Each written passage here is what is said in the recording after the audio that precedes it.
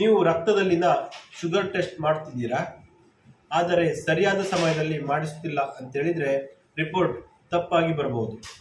ಹಾಗಾದರೆ ಬನ್ನಿ ವೀಕ್ಷಕರೇ, ಇವತ್ತಿನ ವಿಡಿಯೋದಲ್ಲಿ ಯಾವ ಸಮಯದಲ್ಲಿ ಶುಗರ್ ಟೆಸ್ಟಿಗೆ ರಕ್ತ ಪರೀಕ್ಷೆ ಮಾಡಬೇಕು, ಯಾವ ಟೆಸ್ಟ್ ಮಾಡಬೇಕು, ಯಾವ ರಿಪೋರ್ಟ್ ಸೇಫ್ ಆಗಿರ್ತದೆ, ಯಾವ ರಿಪೋರ್ಟ್ ಡೇಂಜರ್ ಮತ್ತು ವೈದ್ಯರನ್ನು ಕಾಣಬೇಕಾಗ್ತದೆ ಅಂತ ಸಂಪೂರ್ಣವಾಗಿ ಈ ವಿಡಿಯೋದಲ್ಲಿ ತಿಳಿಯುವ. ವಿಡಿಯೋನ ಕೊನೆ ತನಕ ನೋಡಿ.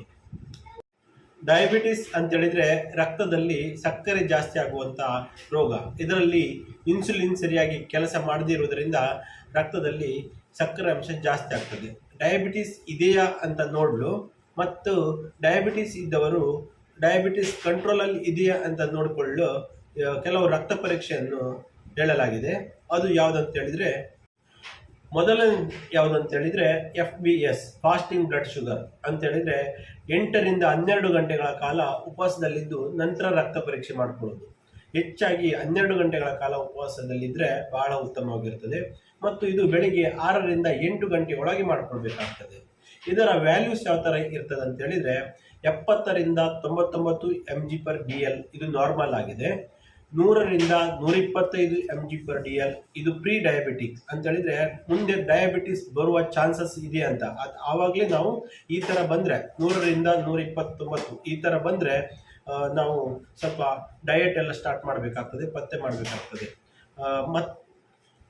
ಮತ್ತೊಂದು ವ್ಯಾಲ್ಯೂ ಯಾವುದಂತ ಹೇಳಿದರೆ 126 ಅಥವಾ 126ಕ್ಕಿಂತ ಜಾಸ್ತಿ ಇದ್ದರೆ ಡಯಾಬಿಟಿಕ್ ಕಂಡೀಷನ್ ಅಂತ ಹೇಳ್ಬೋದಾಗಿದೆ. ಅಂದರೆ ಡಯಾಬಿಟಿಸ್ ಬಂದಿದೆ ಅಂತ. ಆವಾಗ ನಾವೇನು ಮಾಡಬೇಕು, ವೈದ್ಯರನ್ನು ಕಾಣಬೇಕಾಗ್ತದೆ. ವೀಕ್ಷಕರೇ, ಎರಡನೇ ಟೆಸ್ಟ್ ಯಾವುದು ಅಂತ ಹೇಳಿದರೆ PPBS ಅಂತ ಹೇಳಿದರೆ ಪೋಸ್ಟ್ ಪ್ರೋಡಲ್ ಬ್ಲಡ್ ಶುಗರ್ ಅಂತೇಳಿ. ಇದರಲ್ಲಿ ಊಟ ಅಥವಾ ತಿಂಡಿ ಏನಾದರೂ ಆಹಾರ ತಗೊಂಡು 2 ತಾಸಿನ ನಂತರ ಅಂದರೆ 2 ಗಂಟೆಗಳ ನಂತರ ರಕ್ತ ಪರೀಕ್ಷೆಯನ್ನು ಮಾಡುವುದು. ಇದರ ವ್ಯಾಲ್ಯೂಸ್ ಯಾವ ಥರ ಇರ್ತದೆ ಅಂತ ಹೇಳಿದರೆ 140ಕ್ಕಿಂತ ಒಳಗಿದ್ರೆ ಇದು ನಾರ್ಮಲ್ ಆಗಿರ್ತದೆ. 140 mg/dl ಅಂತ ಹೇಳ್ತಾರೆ. 140ಕ್ಕಿಂತ ಒಳಗಿದ್ರೆ ಇದು ನಾರ್ಮಲ್ ಆಗಿರ್ತದೆ. ಅದೇ ರೀತಿ 140 ರಿಂದ 199 mg/dl ಬಂದರೆ ಪ್ರೀ ಡಯಾಬಿಟಿಕ್ ಅಂತ ಹೇಳ್ತಾರೆ. ಅಂತ ಹೇಳಿದ್ರೆ ಮುಂದೆ ಡಯಾಬಿಟಿಸ್ ಬರ್ಬೋದು, ಜಾಗ್ರತೆ ಮಾಡಬೇಕು ಅಂತ. ಯಾವುದೇ ಔಷಧಿ ಬೇಕಾಗಿರೋದಿಲ್ಲ ಈ ಕಂಡೀಷನಲ್ಲಿ. ಮತ್ತೆ ನಂತರದ ವ್ಯಾಲ್ಯೂ ಯಾವುದು ಅಂತ ಹೇಳಿದರೆ 200 ಅಥವಾ 500ಕ್ಕಿಂತ ಜಾಸ್ತಿ, 200 ಆರ್ ಮೋರ್ ದೆನ್ 200, 200 ಮತ್ತು 200ಕ್ಕಿಂತ ಜಾಸ್ತಿ ಇದ್ದರೆ ಡಯಾಬಿಟಿಸ್ ಅಂತ ಕರೀಬಹುದಾಗಿದೆ. ಆವಾಗ ವೈದ್ಯರನ್ನು ಕಾಣಬೇಕಾಗ್ತದೆ. ವೀಕ್ಷಕರೇ, ಮೂರನೇ ಟೆಸ್ಟ್ ಯಾವುದು ಅಂತ ಹೇಳಿದರೆ RBS ಅಂತ, ರ್ಯಾಂಡಮ್ ಬ್ಲಡ್ ಶುಗರ್ ಅಂತ ಹೇಳಿದರೆ ಇದಕ್ಕೆ ಉಪವಾಸ ಮತ್ತು ತಿಂಡಿ ತಿಂದ ನಂತರ ಈ ಥರ ಯಾವುದಿಲ್ಲ, ರ್ಯಾಂಡಮ್ ಆಗಿ ಯಾವ ಟೈಮ್ ಬೇಕಾದರೂ ಹೋಗಿ ಮಾಡ್ಬೋದು. ಇದರ ವ್ಯಾಲ್ಯೂ ಯಾವ ಥರ ಇರಬೇಕಂತ ಹೇಳಿದರೆ 200ಕ್ಕಿಂತ ಒಳಗಿದ್ರೆ ನಾರ್ಮಲ್, 200 mg/dl ಅಂತ ಹೇಳಿದರೆ ನಾರ್ಮಲ್.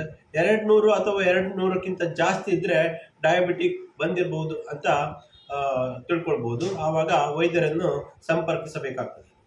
ಡಯಾಬಿಟಿಸ್ನಲ್ಲಿ 4ನೇ ಟೆಸ್ಟ್ HbA1c ಅಂತ. ಇದು ಒಂದು ಮುಖ್ಯವಾದ ಟೆಸ್ಟ್ ಆಗಿದೆ ವೀಕ್ಷಕರೇ. ಇದು ಮತ್ತು ವಿಶ್ವಾಸಾರ್ಹ ಟೆಸ್ಟ್ ಆಗಿದೆ. ಇದು 3 ತಿಂಗಳುಗಳ ಕಾಲ ನಮ್ಮ ದೇಹದಲ್ಲಿ ರಕ್ತದಲ್ಲಿ ಶುಗರ್ ಅಂಶ ಎಷ್ಟಿದೆ ಅಂತ ತಿಳಿಸ್ತದೆ. ಇದರ ವ್ಯಾಲ್ಯೂಸ್ ಯಾವ ಥರ ಇರ್ತದೆ ಅಂತ ಹೇಳಿದರೆ 5.7, 5.7ಕ್ಕಿಂತ ಕಡಿಮೆ ಇರಬೇಕು, ಇದು ನಾರ್ಮಲ್. 5.7ಕ್ಕಿಂತ ಕಡಿಮೆ ಇದ್ದರೆ ನಾರ್ಮಲ್ ಆಗಿರ್ತದೆ. 5.7 ರಿಂದ 6.4 ಇದ್ದರೆ ಪ್ರೀ ಡಯಾಬಿಟಿಕ್ ಅಥವಾ ಡಯಾಬಿಟಿಸ್ ಇದ್ದವರಿಗೆ 5.7 ರಿಂದ 6.4 ಇದ್ದರೆ ಕಂಟ್ರೋಲ್ಡ್ ಡಯಾಬಿಟಿಸ್ ಅಂತೇಳಿ ಡಯಾಬಿಟಿಸ್ ರೋಗ ಕಂಟ್ರೋಲಲ್ಲಿದೆ ಅಂತೇಳಿ. ಮತ್ತು 6.5ಕ್ಕಿಂತ ಜಾಸ್ತಿ ಇದ್ದರೆ 6.5 ಅಥವಾ 6.5ಕ್ಕಿಂತ ಜಾಸ್ತಿ ವ್ಯಾಲ್ಯೂ ಬಂದರೆ ಡಯಾಬಿಟಿಕ್ ಇದೆ ಅಂತೇಳಿ ಲೆಕ್ಕ. ಆವಾಗ ವೈದ್ಯರನ್ನು ಸಂಪರ್ಕಿಸಬೇಕು. ಮತ್ತು ಡಯಾಬಿಟಿಸ್ ಇದ್ದವರಿಗೆ 6.5ಕ್ಕಿಂತ ಜಾಸ್ತಿ ಇದ್ದರೆ ಕಂಟ್ರೋಲಲ್ಲಿ ಇಲ್ಲ ಡಯಾಬಿಟಿಸ್ ಮತ್ತು ಪತ್ತೆ ಮಾಡಬೇಕು, ಇಲ್ಲ ಮೆಡಿಸಿನಲ್ಲಿ ವ್ಯತ್ಯಾಸ ಮಾಡಬೇಕು ಅಂತೇಳಿ ಅರ್ಥ. ಆವಾಗ ವೈದ್ಯರನ್ನು ನೋಡಬೇಕಾಗ್ತದೆ. ವೀಕ್ಷಕರೇ, 5ನೇ ಟೆಸ್ಟ್ ಯಾವುದು ಅಂತ ಹೇಳಿದರೆ OGCT ಅಂತೇಳಿ. OGCT ಅಂತ ಹೇಳಿದರೆ ಓರಲ್ ಗ್ಲೂಕೋಸ್ ಚಾಲೆಂಜ್ ಟೆಸ್ಟ್ ಅಂತ. ಇದು ಪ್ರೆಗ್ನೆನ್ಸಿ ಲೇಡೀಸಲ್ಲಿ ಮಾಡ್ತಾರೆ ಅಂತೇಳಿದರೆ ಗರ್ಭಿಣಿಯರಲ್ಲಿ ಮಾಡುವಂಥದ್ದು. ಮೊದಲ ಭೇಟಿ ಅಂತೇಳಿದರೆ ಗರ್ಭಿಣಿಯಾಗಿ ಮೊದಲ ಭೇಟಿಗೆ ಹೋದಾಗ ಈ ಟೆಸ್ಟ್ ಮಾಡ್ತಾರೆ. ನಂತರ 24 ರಿಂದ 28ನೇ ವಾರದ ಪ್ರೆಗ್ನೆನ್ಸಿಯಲ್ಲಿ ಮಾಡ್ತಾರೆ. ಒಂದು ಪ್ರೆಗ್ನೆನ್ಸಿಯಲ್ಲಿ ಇದನ್ನು 2 ಸಲ ಮಾಡ್ತಾರೆ. ಒಂದು ಮೊದಲ ಭೇಟಿಯಲ್ಲಿ ಮಾಡ್ತಾರೆ, ಮತ್ತೊಂದು ಸೆಕೆಂಡ್ ಟ್ರೈಮಿಸ್ಟರ್ ಅಂತ ಹೇಳಿದರೆ 24 ರಿಂದ 28 ವಾರದ ಪ್ರೆಗ್ನೆನ್ಸಿಯಲ್ಲಿ ಮಾಡ್ತಾರೆ. ಇದು ಯಾವ ಥರ ಮಾಡ್ತದೆ ಅಂತ ಹೇಳಿದರೆ ನಾವು ಹಾಸ್ಪಿಟ್ಲಿಗೆ ಹೋದಾಗ 70 ಗ್ರಾಮಿನಷ್ಟು ಗ್ಲೂಕೋಸನ್ನು ಕುಡಿಯಲು ಕೊಡ್ತಾರೆ. ನಂತರ 2 ಗಂಟೆಗಳ ನಂತರ ಒಂದು ರಕ್ತ ಪರೀಕ್ಷೆ ಮಾಡ್ತಾರೆ ಮತ್ತು 3 ಗಂಟೆಗಳ ನಂತರ ಒಂದು ರಕ್ತ ಪರೀಕ್ಷೆ ಮಾಡ್ತಾರೆ. ಇದರ ವ್ಯಾಲ್ಯೂಸ್ ಯಾವ ಥರ ಇರ್ತದೆ ಅಂತ ಹೇಳಿದರೆ, OGCT ಇದರ ವ್ಯಾಲ್ಯೂಸ್ ಯಾವ ಥರ ಇರ್ತದೆ ಅಂತ ಹೇಳಿದರೆ, 70 ಗ್ರಾಮ್ ಗ್ಲೂಕೋಸ್ ಕುಡಿದು 2 ಗಂಟೆ ನಂತರ ಟೆಸ್ಟ್ ಮಾಡಿದರೆ ಇದರ ವ್ಯಾಲ್ಯೂ 140 mg/dl ಕಡಿಮೆ ಇರಬೇಕು, 140ಕ್ಕಿಂತ ಕಡಿಮೆ ಇರಬೇಕು ಅಥವಾ 140 ಇರಬೇಕು. ಅಕಸ್ಮಾತ್ ಆಗಿ 140ಕ್ಕಿಂತ ಜಾಸ್ತಿ ಇದ್ದರೆ, 140ರಿಂದ 190 mg/dl ಇದ್ದರೆ 3 ಗಂಟೆಗಳ ಕಾಲ ವೇಟ್ ಮಾಡಬೇಕು. ಅಂದರೆ ಮತ್ತೊಂದು ಗಂಟೆ ಎಕ್ಸ್ಟ್ರಾ ವೇಟ್ ಮಾಡಬೇಕು. ನಂತರ ಪುನಃ ಬ್ಲಡ್ ಟೆಸ್ಟ್ ಮಾಡ್ತಾರೆ. ಆವಾಗ ಅದರ ವ್ಯಾಲ್ಯೂ 190 ಅಥವಾ 190ಕ್ಕಿಂತ ಜಾಸ್ತಿ ಇದ್ದರೆ ಆವಾಗ ಆ ಪ್ರೆಗ್ನೆಂಟ್ ಲೇಡಿಗೆ ಡಯಾಬಿಟಿಸ್ ಇದೆ ಅಂತ ಗೊತ್ತಾಗ್ತದೆ.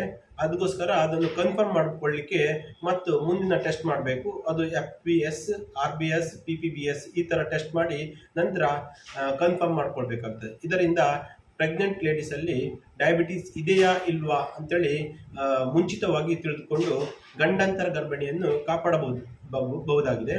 ಇಷ್ಟು ಹೇಳಿ ಈ ವಿಡಿಯೋನ ಇಲ್ಲಿಗೆ ಮುಗಿಸ್ತೇನೆ. ಸ್ವಾಸ್ಥ್ಯಸ್ಯ ಸ್ವಾಸ್ಥ್ಯ ರಕ್ಷಣಂ ಆತುರಸ್ಯ ವಿಕಾರ ಪ್ರಶಮನಂ. ನಮಸ್ಕಾರ.